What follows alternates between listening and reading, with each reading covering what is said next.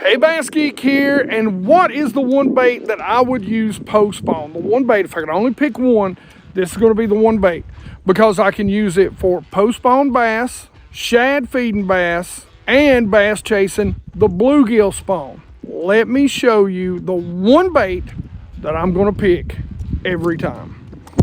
So what bait is that, geeks? Well, let me tell you, this bait is versatile.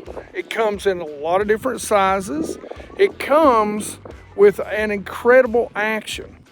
It is the first gen Topspin. I love a spinner bait in post spawn, and there's a lot of different ways I'll rig it. But what I'm going to show you today is probably my favorite, but I love it for post spawn bass when they're first moving back out, those big females. Then they start feeding on shad. I love it for that, and I'll rig it a little different way. Then I love to throw it and I rig it a different way for the bluegill spawn. It is extremely diverse, extremely subtle, and you can rig a lot of different baits on it that you may not be thinking about. So let me show you a few of the things that I've been doing with the Topspin from first gen. What I love about this is that it's versatile. Yes, you can put anything on it, and you can do that a lot of the time to about any spinnerbait. But what I like is this titanium arm, and when it starts coming through the water, it really starts to go back and forth and give that blade some really interesting action. There's so many different things that you could do with this, and one of the things that I truly love is during post spawn. I love to throw this when the bass are in trees recovering. I love to throw this when the shad spawns on, and I love to throw this. They make a heavy version now when they start to get out deep. This little blade is so subtle that you can really use it even when you're scoping for some. Now I'm going to show you a couple of different ways that I kind of trick these things out for the different situations in post spawn. So of course everybody's first thought is, hey, I'm going to put a swim bait on this, like a Kitech. And that's great. I do it a lot actually. But there's so many different things you can do with this little bait that'll make it more subtle, something that the bass haven't seen, or match the hatch that you think the bass are feeding on. One of my very favorites to start off with is going to be a grub. There's a ton of different great grubs out there, you know, from the Fat Albert to the Yamamoto grubs. Some of my favorite are the rage tail grubs, and it really depends. So if I think they're feeding on shad, yeah, I'm going to go with some sort of white. If the water is a little clear, and that's what I like about the first gen, is that you don't have to have a lot of wind. You don't have to have a lot of cover to be able to throw this and get bites. It's a super subtle bait. But like I said, if they're feeding on shad, and I think they're feeding on shad, of course I'm going to use, you know, some sort of white. I think this is a pearl, of course. Put that on there. If it's a little clear, a little less stain to the water, a little less wind, I'm going to use something like this. This is Blue Glimmer. It's really transparent. If they're feeding on bluegill, I'm going to throw something like this, which is bluegill, and this, which is green pumpkin. I love a green pumpkin red, and I might put a little chartreuse on the tail to really get them to bite. These baits have something really special about them, and we're going to rig up these swim baits. Now, I know you sit and go, well, swim baits, blah, blah, blah, but I'm going to show you a little something about these swim baits that I like, especially paired up with that first gen head. But I like these. Again, this is electric shad, great kind of bluegill pattern, and this is pearl silver flash, and I love it, of course, when the shad spawns on. Another way to keep this bait incredibly subtle, especially in an ultra clear body of water like we're fishing today, is to put on a straight tail. A lot of you might not be thinking about this, but some of the best are the Yum forward-facing sonar minnow. So you got to remember, these minnows, this is the 4-inch. They now make a 5-inch, are basically nothing but soft jerk baits, guys. These things are incredible when they're feeding on those shad, especially to stay super subtle, and you can tell how much that tail moves. And this one is gizzard shad. Now another one, when the bluegill are spawning, pull out that green pumpkin head and use JC Natural.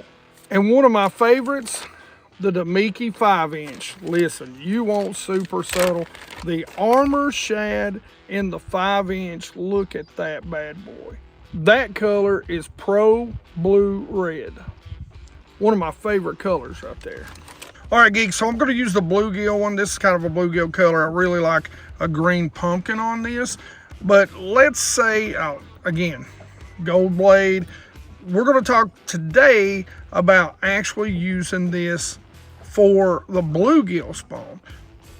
So let me show you how I actually rig this. So again, as always go ahead and measure it out. And the good thing about this, you can see right here, it's going to come out perfectly between those ribs. So 1, 2, 3, 4th, and 5th rib.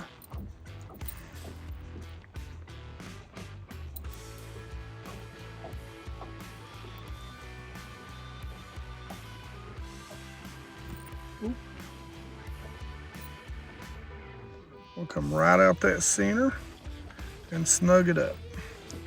Now, something else you can do, and you'll notice with these, is you can actually rig these up belly weighted or with a smaller hook, and you've got a little hook right there. Now, is that upside down? Yes, but does it really matter? No, because what that's going to do is it's going to allow that swimmer with this flat head and that flat body to sit perfectly flat on the bottom. So you can stop and go retrieve this. All right, so now let's talk about knots. And we're gonna tie a pit seam knot. 2, 3, 4, 5, 6, 7. Come up through our top loop. Cinch that down.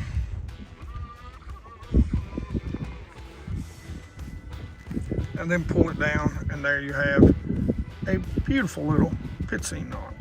Now we cut the tag in. All right, geeks, you know I love my Temple fork rods, my TFOs. This is a Taction bass. This is a 7'5" fast action, medium heavy plus. This is a 1/2 ounce, of course. I didn't know if I told you that earlier.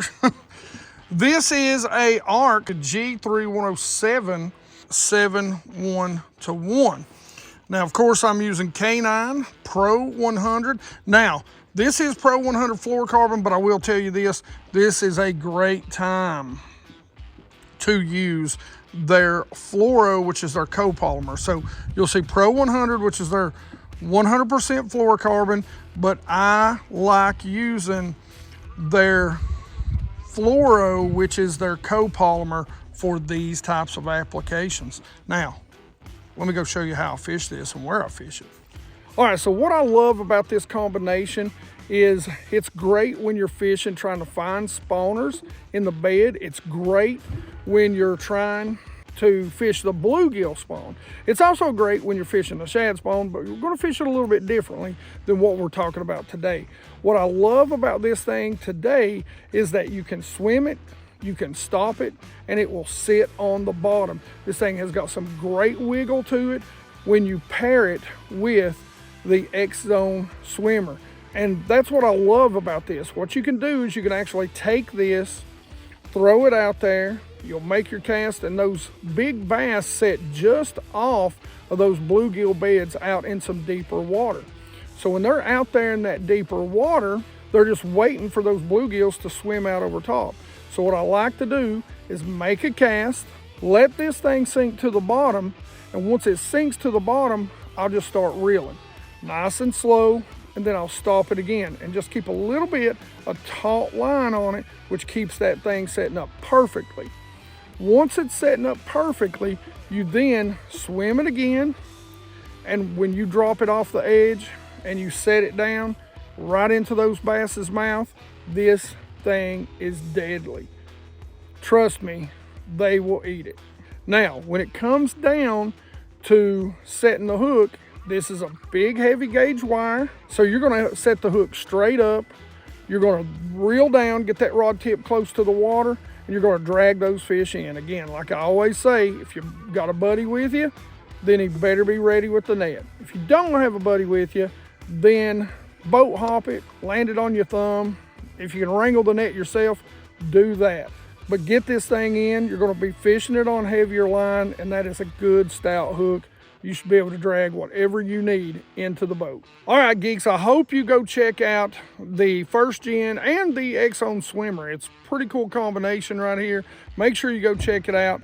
As always, any sort of questions or comments in the comment section below.